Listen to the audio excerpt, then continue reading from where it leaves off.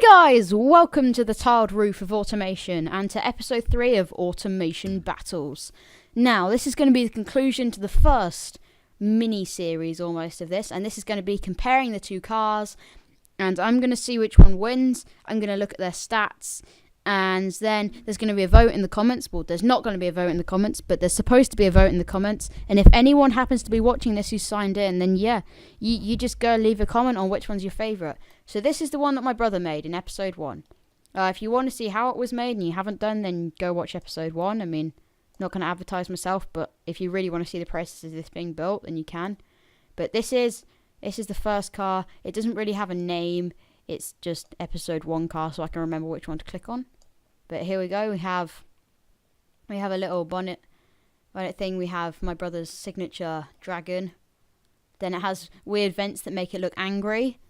I helped him with the styling. It has a license plate down at the bottom, has a nice grille, some good lights. In my opinion, the back looks really cool with like the dual lights, and it has quad exhaust pipes, which is a little bit over the top.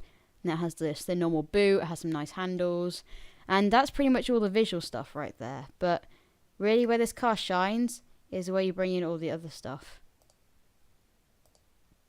Can you do? Oh my gosh! Look, you can take off bits of the camera. That's really funny. No. Right, well anyway. You can take bits off, I think. What should we take off? Wheels. The body. Oh, this is weird now. That's all the accessories. Take off all the fixtures. Here's its little engine. Okay, that's a cool thing to do. Because now I can see its engine. So this thing, if I remember, has a what is that? That's a V12. What was I thinking? Yeah. Well, anyway, it has a V12. If I try and find the exact size of it, wait a second. Go to engine. The exact size is it doesn't tell me. 421 horsepower, but that's not the important bit. It's making 421 horsepower out of an engine, which is 4 litres. So it's a 4 litre V12. So basically, it's ridiculous, is what I'm actually saying. Okay, let's just skip through. Alright, so that's the engine of the first car. I'm going to bring back the rest of it now. Too close. There we are. So that's the first car. Yeah, and those are also door mirrors and random jazz like that. Yeah, there we go. So now I'm going to go through all the stats. So you can see drivability and all of that stuff is you can probably see it. Comfort, basically, I'll say what it's mainly based around comfort and prestige by the looks of things. It's not very sporty. I mean, it's decently quick actually, but it's just not very sporty. It weighs absolutely loads, although it has very, very light materials. So it doesn't weigh loads. Don't know why I said that.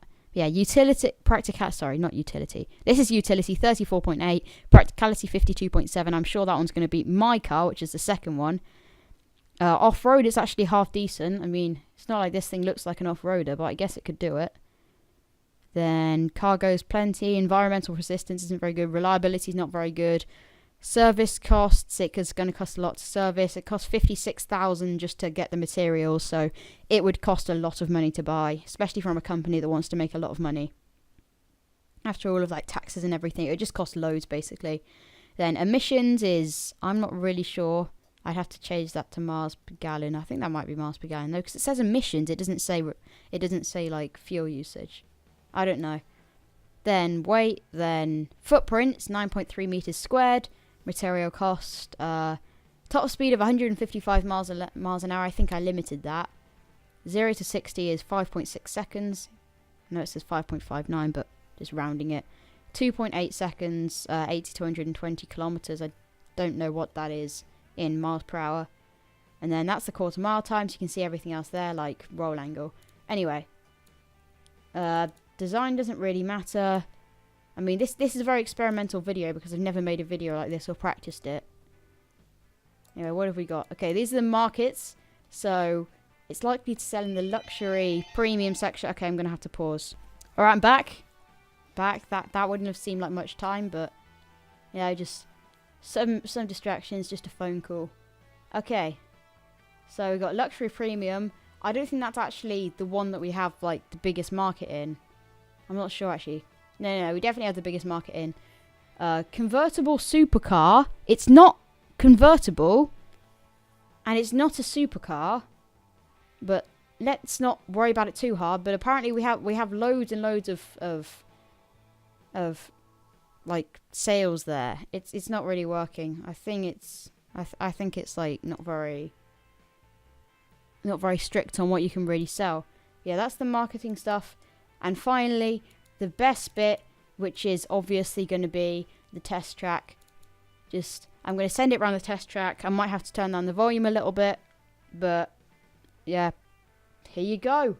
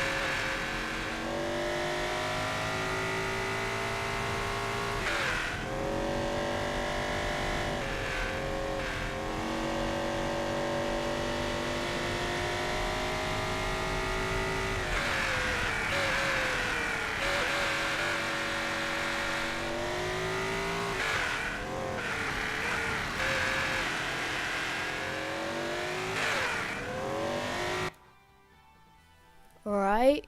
Yeah, we're back. Microphone's still good. Okay.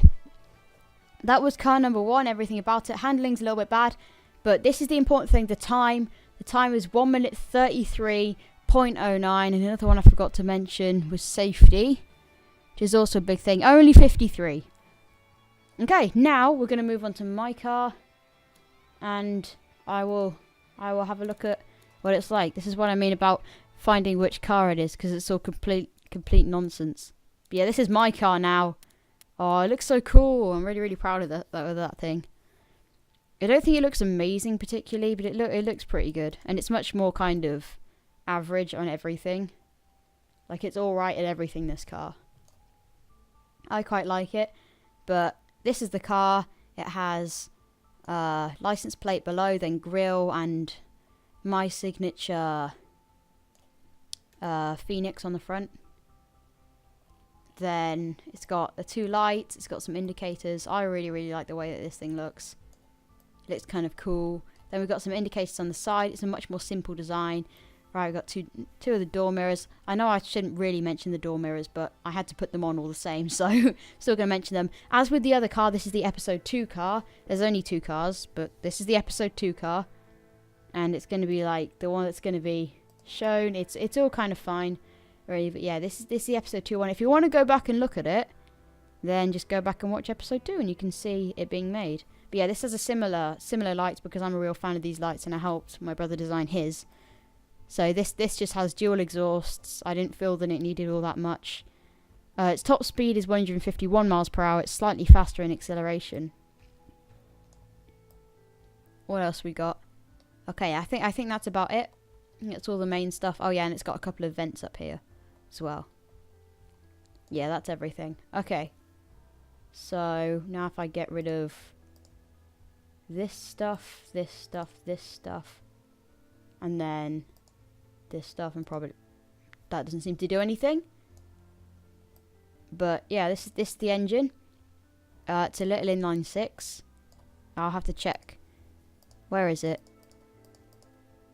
Here we are. Okay, so it's a 3 litre. inline 6 producing, wow, it's like 320 horsepower. That's pretty good for a 3 litre. But yeah, I'm pretty proud of this little engine. It's very nice. Perfect size for pistons, getting the most power out of it that I could. There's no turbos on it because I wanted it to sound half decent. Then reliability is dreadful, safety is dreadful, and then prestige and comfort are alright. Then sportiness and drivability are alright. Like these four are very, very averaged out on my car. Oh, here's the miles per gallon. Anyway, 28.9 miles per gallon. You'll be able to see the miles per gallon on the other car if you look back, but I can't because I wasn't paying enough attention. It's slightly faster in the quarter mile, although it has a slightly lower top speed. It's much lighter, and it has pretty fantastic handling actually. Its roll angle is much smaller as well, and it actually has a bit of downforce. Well, when I made this car, basically, I didn't look at all of these stats, so I'm not really sure actually about most of them. But let's have a look at. Wait, that is the overview. What am I doing? Okay, markets. So these are the markets. Wait, I think we're in Gasmia before. Okay, this is this car's markets. So it's Grand Tourer Premium is a very big market. Luxury Premium is its biggest market. Then Super's also a big market. Convertible Super's still a big market, even though it's not convertible. I mean, I think they wouldn't even qualify for that category. Then we have Hypercar, which is also a pretty good one for it. It also fits into convertible luxury, track premium or performance. Yeah, it's track premium, muscle premium, Grand Tourer, and utility sport luxury. There we go. So that's all the categories that it fits into. I think it would still sell half decently. And its biggest problem really is its cost, basically, because it doesn't cost as much as the other car to make, but it's only about £10,000 cheaper, and it actually has really low service costs compared to the other car. I mean, they're still ridiculously high. And I think with all that stuff being said, you should probably also pay attention to braking distance and brake fade. But other than that, leave your favorite cars in the comments section if anybody turns up on this one. And this is my car again. You saw my brother's car earlier. Let's bring this car around the test track, and then I'll end the video there. So remember, that's the time to beat 1 minute 33.0 line. Let's see if it can do it, then I'll end the video. I'm excited.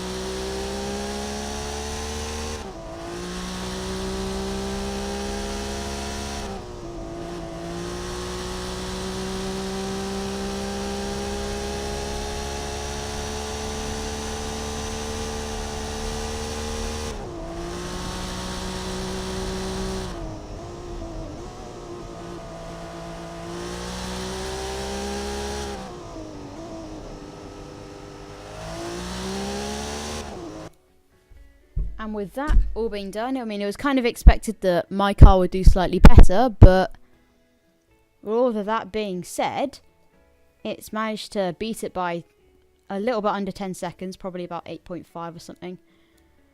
And there we go. That is the end of this battles kind of finishing off episode. The other episodes kind of have more content in them because it's actually making the cars, but this was just like finishing them off. And this is the video that you're actually going to comment on with your favourite. I mean, people probably won't, but you know, it's the sort of one that you would comment on. But anyway, these cars have really fast quarter mile times, like 1 kilometre times. They're all really fast. But anyway, this has been the first one. You can also comment any suggestions for battles, challenges. Leave a like down below if you want to see more videos like this, which you probably won't because this is the third one, but you know, the third one in every single triplet will be this sort of style. So if you like this sort of style, then sorry, you're going to have to wait 3 weeks. This has been Automation. Leave any suggestions for videos, blah, blah, blah. I've already said that. And I will see you in the next video. Goodbye. And by the way, this car's slightly smaller.